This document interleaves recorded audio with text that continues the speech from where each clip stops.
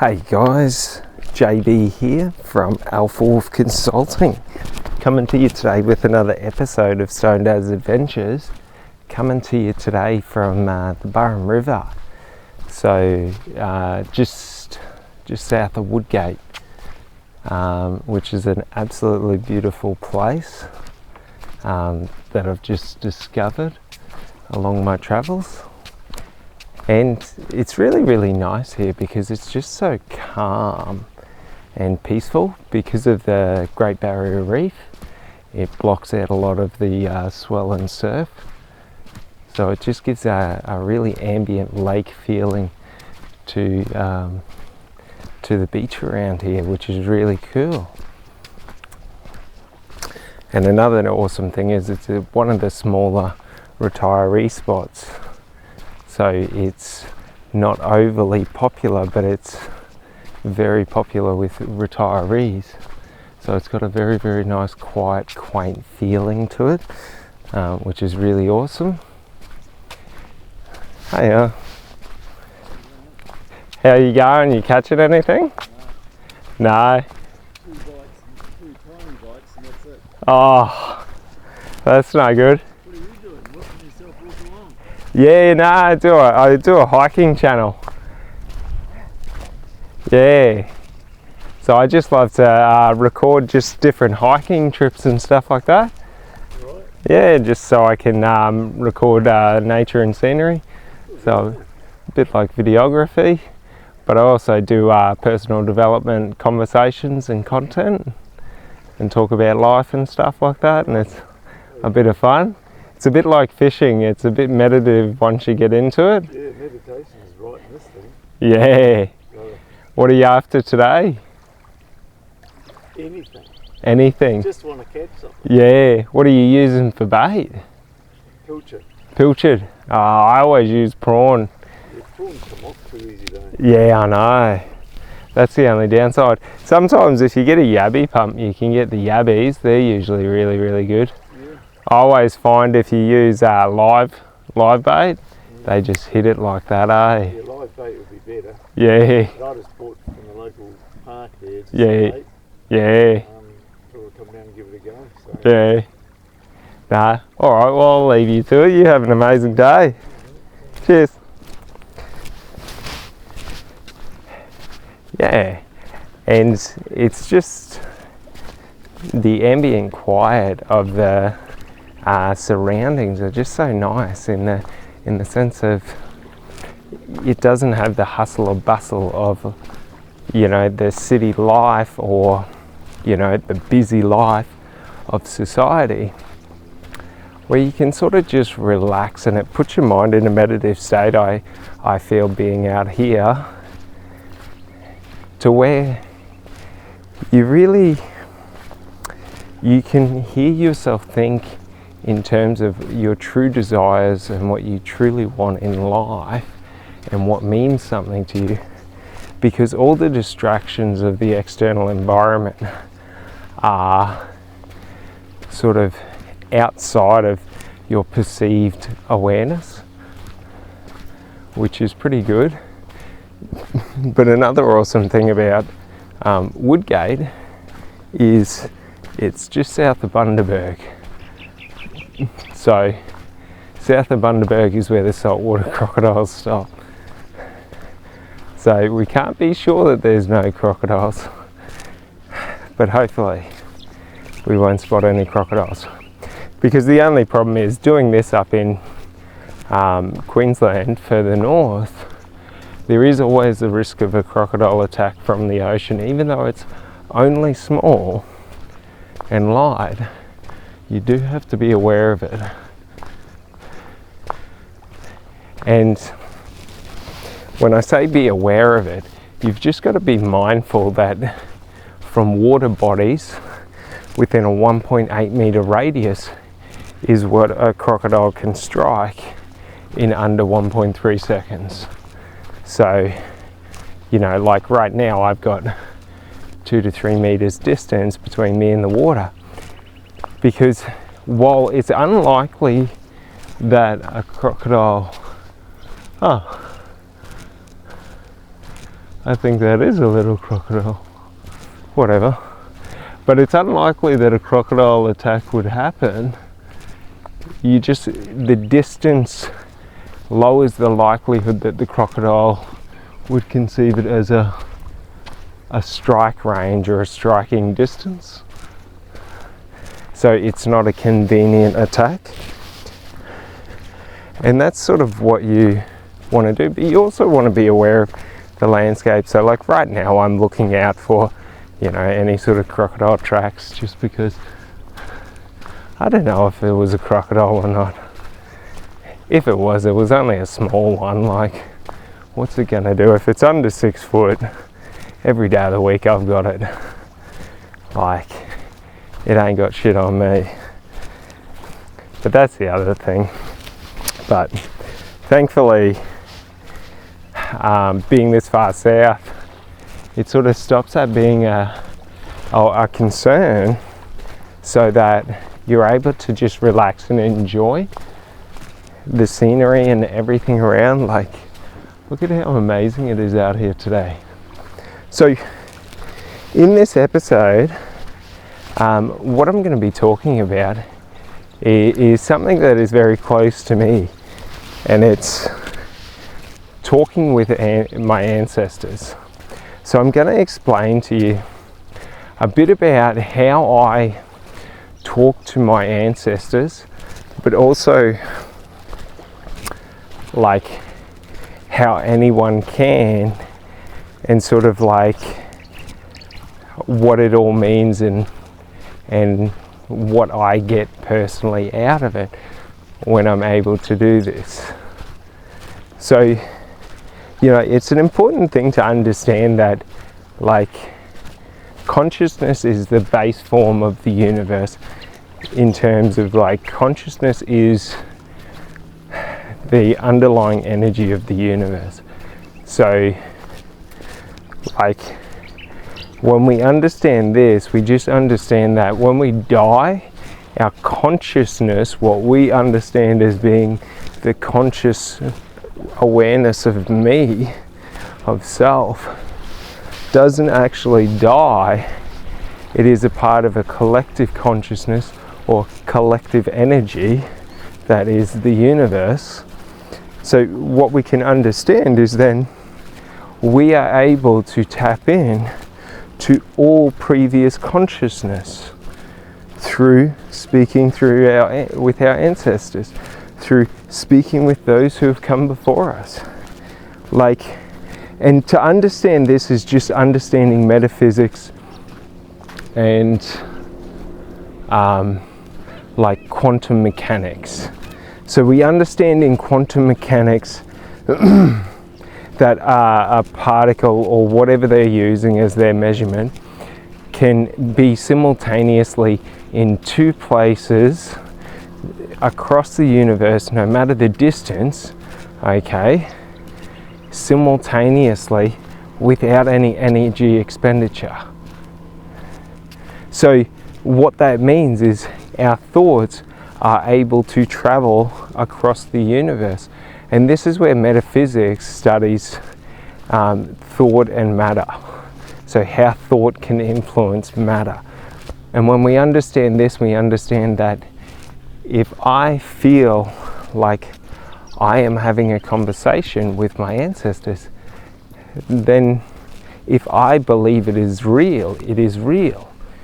Like, our thoughts create reality. Our beliefs structure our reality, Our values are the foundation of who we are and what our reality means. For example, if you do not value violence in your reality, you make all efforts to avoid violence. So, you know what I mean? We naturally move away from what we do not want in life, and we move towards what we want in life. And the more we understand this, the more we just understand that things I don't like in life, I don't have to invest into because they're not important to me. And the things I like in life, I invest into because they're of immense importance to me in life. And it's by understanding this that we're really able to understand. We might go over this way because those mangroves go out to the water, but it's in understanding this that we can understand, you know, I am not just this physical body, I am more than this physical body. I am a part of a higher or a consciousness that is bigger than, you know, singular consciousness, which is collective consciousness. Man, do you want to see something beautiful? Look at that. How beautiful is it out here? This is the collective consciousness, life. Do you understand when I'm saying understanding that my consciousness is a part of the collective consciousness? Is just understanding my consciousness is a part of life. I am a part of this life, just like you are. And that's an important thing, because when we understand this, we are able to connect at a deeper level with life, because we see life being a part of us and not separate from us. So for example, when walking in the bush, I am trying to avoid a snake, not because I don't want to be bitten, but because I don't want to harm another, you know, what is me. So I am avoidant of taking any risky actions that may lead in the harm of what essentially is me. Now, let's hope I don't stand on a snake after saying that, but, you know, it's sort of in understanding this, we understand what spirituality is. And spirituality is just connection.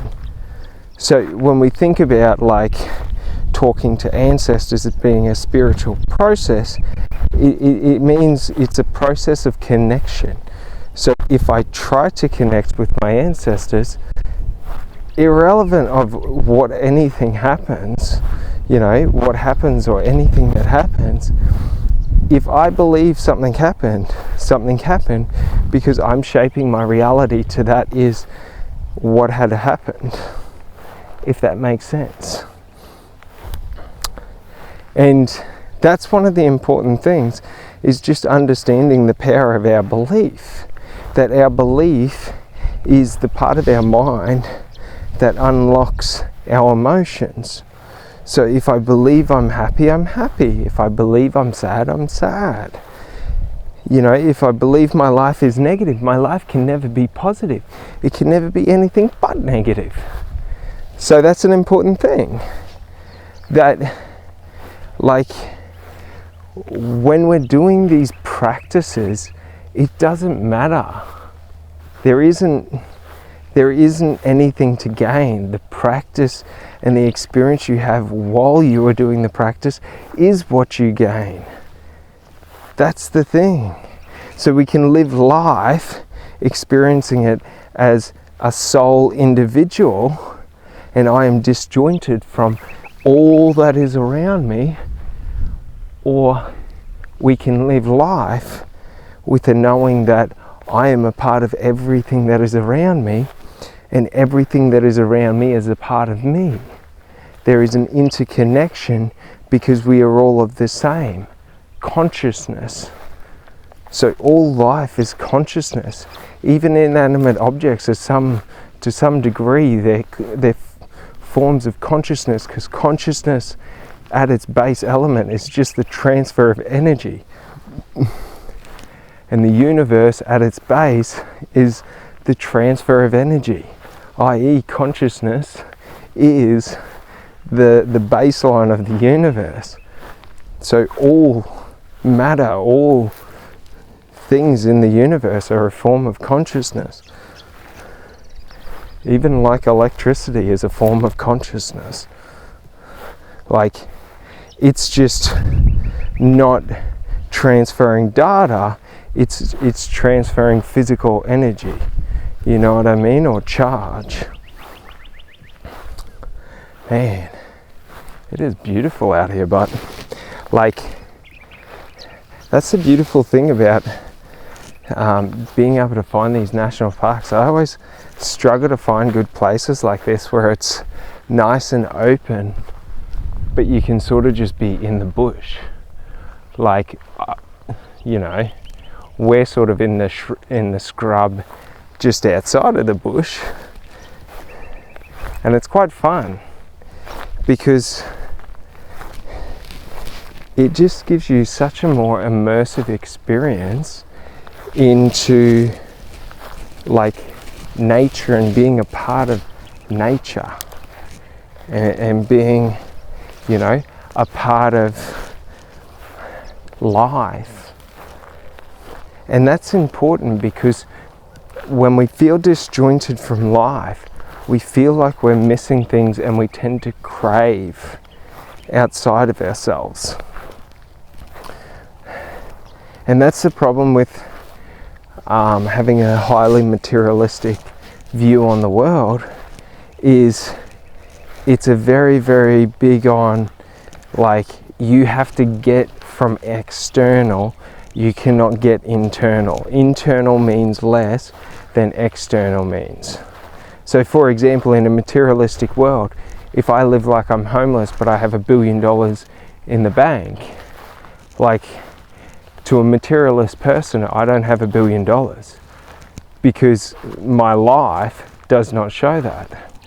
Like, so that's one of the things, is we can get trapped into these sort of paths of thinking, ways of thinking, and, you know, they can create barriers or illusions in our life that create resistance to what we know to be true because we can't prove it. And that's the point with talking to your ancestors, is when you're talking to your ancestors, whoever they may be, you know, like, it doesn't matter, like, if someone's listening, if someone's not listening. Like, essentially you're talking to yourself. But as I've explained just before, that consciousness is the baseline of life. So if I'm talking to myself, I'm talking to everything. So I am always talking to God, the universe, you know. I am always talking to my ancestors. It's just if I direct my focus to my intention being talking to them. So, like, when I talk to my ancestors, I focus on seeing them, and I talk to them, and they share knowledge and wisdom with me. And you may think, that is crazy. I don't really care. Like, that's the thing. Like, there's nothing to prove, there's nothing to achieve. Like, you either get it or you don't get it. Like, in terms of, you either want to be connected to everything in life or you don't want to. And neither path is right.